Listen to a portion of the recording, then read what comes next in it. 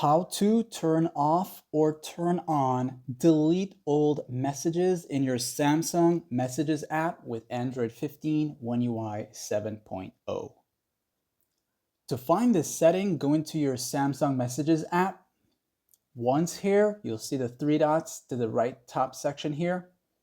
Tap on it, then go to Settings right there. As you enter here, you'll go to where it says More Settings, this right here.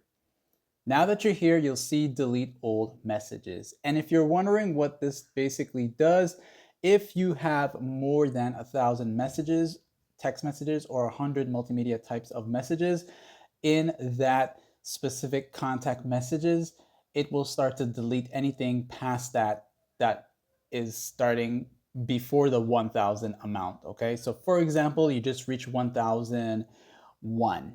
Once you reach 1,001, the very first message within that 1,001 will get deleted automatically. So if you don't want your messages getting deleted automatically, you want to keep them for as much as you can, turn this off. And if you want it to delete it automatically to save some space, then turn this on, like and so.